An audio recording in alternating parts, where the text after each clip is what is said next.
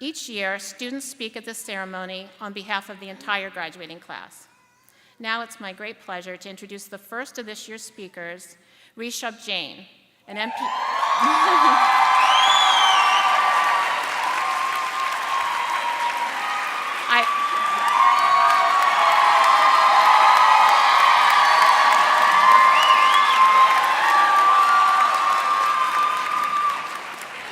Reshef is a soon-to-be graduate from the Department of Epidemiology, and apparently you know him. So please welcome Reshef Jean.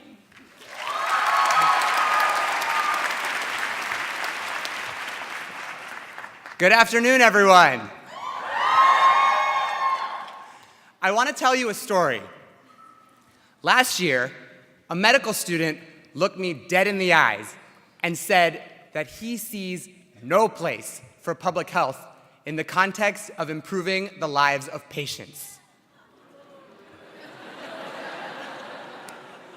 This existential no shook every fiber in my body. How could someone who comes from one of the most respected institutions in the entire country, someone who represents the next generation of the physician workforce, someone who serves as a key influence in patient outcomes, not see our discipline as a critical component to improving the future of the individual and the collective society? This comment, while jarring, prompted reflection on my journey at the University of Michigan School of Public Health. Let me tell you a little bit more about my experience. When I entered the world of public health, I began to relentlessly search for a specific role defined by the extrinsic bounds of my qualifications, degree, and department. However, I quickly discovered that my career goals weren't aligned with what was considered a typical track. So naturally, I struggled a little bit in attempting to align my interests within the guidelines of my discipline. I enrolled in atypical courses within and outside of the School of Public Health, participated in extracurricular activities where I was the only member representing my department or even my school. I applied for jobs desiring qualifications unexpected of someone with my background, and I cultivated revered relationships with individuals across our 7 departments and the rest of the university. However, this was only the start. What led me to opportunities unimaginable was, in fact, the support of you, my fellow classmates. You, the future leaders of the field, encouraged me to push back on the countless no's I received and resist the pressure of comfort in conformity. My experiences at the University of Michigan School of Public Health represent the intersectionality of our work. Public health doesn't just belong in one silo or one sphere or even one school. It is instead embedded in the fabric of our university, our community, and our society. Public health has a unique perspective to offer every industry. It functions in all corners of the world, from research and academia to industry and practice. And from my experience, the individuals in the Michigan Public Health class of 2018 really ensure that its presence is made known. Our 7 disciplines, biostatistics, environmental health sciences, epidemiology, there they are, health behavior, health education, health management and policy, health informatics, and the nutritional sciences will continue to overlap and interact in multifaceted layers and touch points for the rest of our careers. Therefore, I thank you all, the class of 2018, for what you have done for me. You held me up in the darkest of times. You fostered a collaborative and inclusive community, and you put in the extra effort to open your arms and alter the perspectives of those who didn't understand the core components of our discipline. Now, I challenge you all to continue to take a deep look into the situations where people discourage you. Really assess them. Are you just going to remain hardened because someone told you no, like that med student told me? Or are you going to welcome the opportunity to challenge the system, break the norms, and improve lives? Let's go make an impact on the world. Rather, let's show the world the Michigan public health difference. Thank you. Go Blue!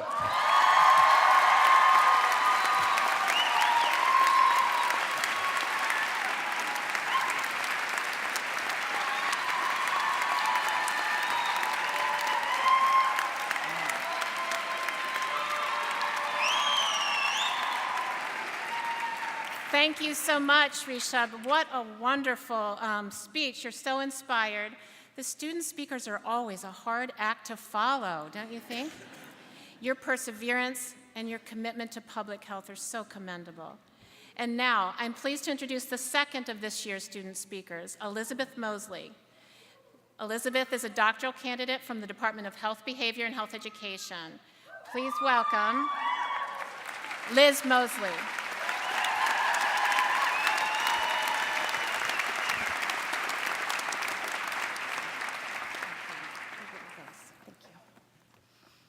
Thank you so much, Dr. Connell, and greetings to everyone. This past November, I got a text message from one of my fellow graduates, actually someone who spoke this speech last year. And he was asking, do you still volunteer as a doula, as a birth assistant? And I really quickly replied, yes, I'm sure I should have been doing something else, but I'm always so excited to help women during such a powerful experience in their life. So I said, yes, I still do this. And my friend started explaining that he had met this young woman, and she was very, very pregnant. She was due any day, but her husband was an undocumented immigrant, and he had been arrested. He was likely to be deported, and she had no one to take her to the hospital. So over the coming weeks, I got to know this young woman and her 2 little babies. In fact, many of y'all donated money and clothing and food just to get them through. And she delivered a beautiful, healthy baby boy the day before Thanksgiving. And she was crying tears of joy, but also tears of loss. We are living in a tumultuous time. And as public health professionals, we are on the front lines.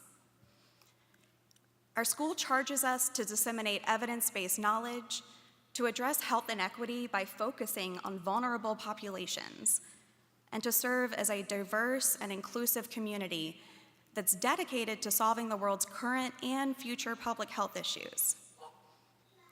So whether we are studying the effects of anti-immigration policies on birth outcomes, we're trying to improve water and sanitation systems globally, or attempting to reduce violence against LGBTQ youth, we can't do our jobs without consideration of power on the one hand and oppression on the other.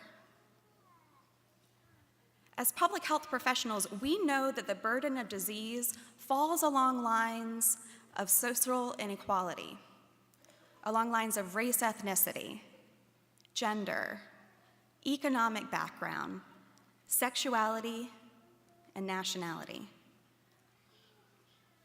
we have our work cut out for us. And that work is inherently political. Of course, the political is also deeply personal. So I, for one, am studying abortion, and I must avoid saying the word fetus on my funding applications, while I also navigate the abortion stigma that's deeply entrenched in my own family. I did grow up in the Deep South, after all. And so I've kept my dissertation topic a secret from many of my relatives until this very moment.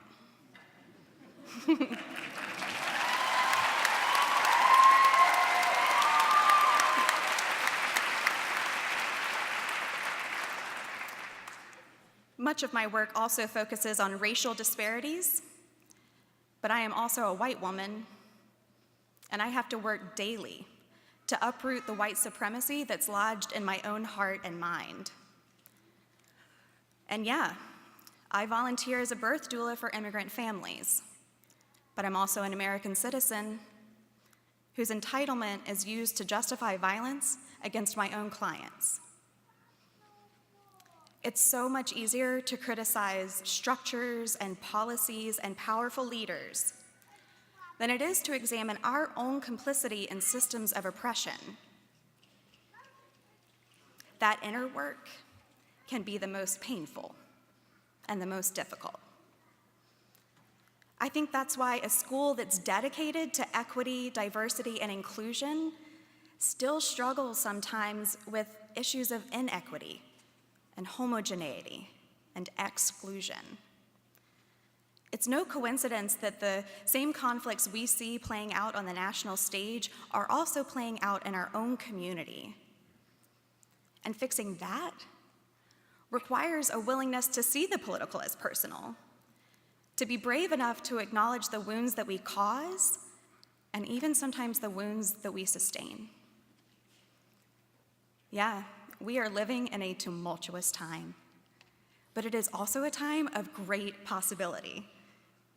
The intense pressures that we now face are transforming us into something greater. We are speaking our truths, and we are listening to once marginalized voices. We are organizing in our living rooms and then marching in our streets. We are skeptical of our institutions and determined to remold them in an image of justice. So as we close this particular chapter of our lives and venture down new paths, I am so eager to see the ripple effects that each of us will have on this world. I know that together we will discover innovative and science-based solutions for challenging and important health issues. But in this historical moment, I hope we also remember to keep the public in public health.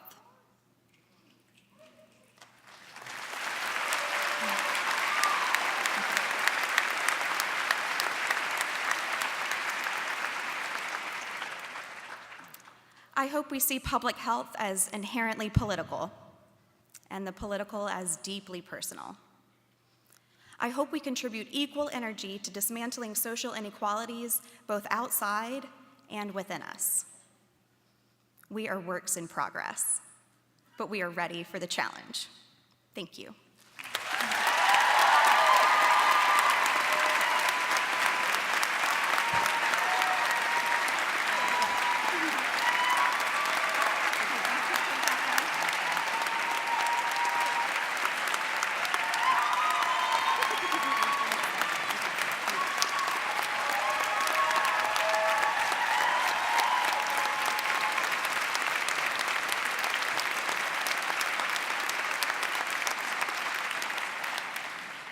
Liz, thank you so very much. Your compassion and your perspective will carry you far, and we can't wait to see how you will make your impact on public health with, in your words, an emphasis on public. The faculty on stage this afternoon represent the dedication and the excellence of our School of Public Health community. Now we'd like to honor two members of this community with teaching awards. It's a distinct honor to announce the recipient of the annual Excellence in Teaching Award, Dr. Mark Wilson, Professor of Epidemiology and global public health.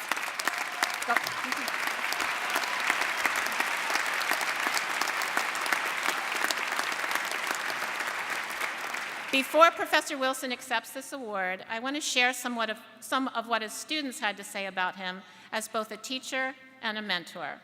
First, a student's take. Dr. Wilson is committed to advising and supporting his students. He makes himself available to discuss assignments, career ambitions, and academic concerns. I am certain that my requests for meetings have inconvenienced Dr. Wilson at one time or another, but he never made me feel like my inquiries were a burden. There's more. Dr. Wilson, for me, has become a paragon of the excellent instructor. He expects high-quality work, but his criticism is always constructive. He possesses a great deal of knowledge, but he's always eager to learn more about his subject. And he is willing to go to great lengths to advocate for the success of his students. And finally, one more. Mark Wilson is truly beloved. Whenever I mention him in a conversation with a student or staff member, I invariably have to pause to allow for a comment like, "Love that guy," or "He's the best." And I promise I am not exaggerating. He is an excellent role model as he embodies all of the best qualities of a mentor, a researcher, and a teacher. Professor Wilson, on behalf of the School of Public Health, it is my pleasure to present you with the Excellence in Teaching Award. Now you can really keep it up.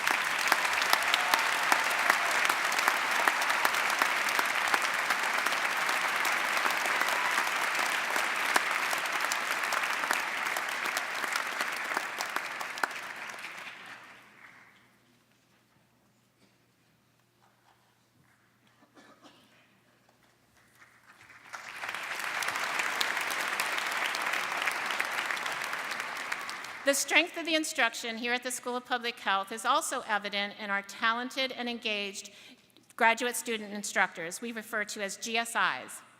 I'm pleased to announce that this year's Outstanding Graduate Student Instructor Award recipient is Vivian Hazard, doctoral candidate in nutritional sciences.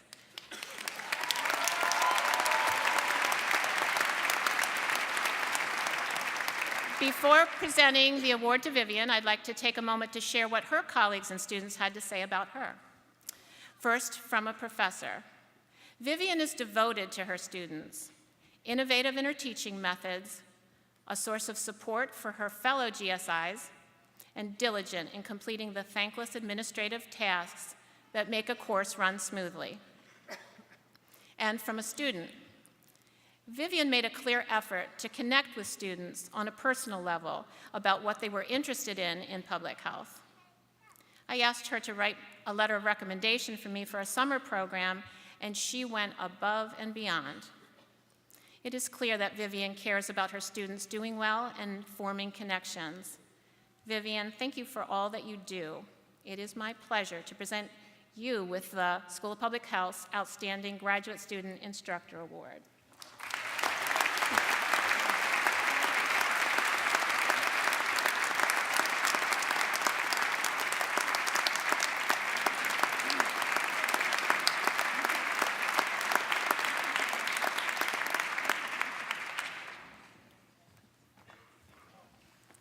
I find it fitting that on a day that we celebrate our students, we now have the honor of presenting the Student Leader of the Year award.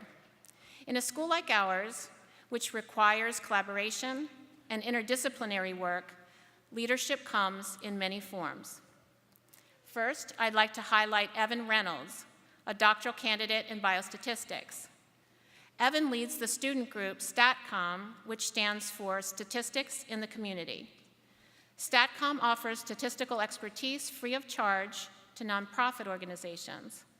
Under Evan's leadership, the organization has grown to 147 student members with 10 current projects, including an assessment of the impact of the Flint water crisis, and also a project to improve quality of life in Washtenaw County's older population.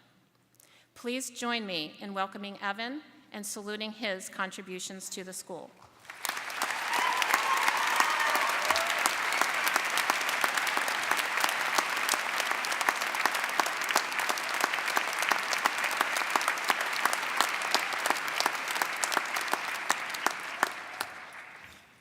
Our second honoree is graduating today, and her work has impacted our school community in several positive ways. Maryanne Theha-Giorgio is our second Student Leader of the Year honoree. As president of the Health Policy Student Association, she expanded the group's activities to include meetings with U.S. senators, professor luncheons, and a gun violence panel. Most recently, she worked with our faculty to organize an advocacy day in Lansing to address gun violence legislation. This experiential learning was so robust that it became a one-credit course for the students involved. Please join me in welcoming Maryanne Theha and congratulating her on her significant and lasting contributions to the school.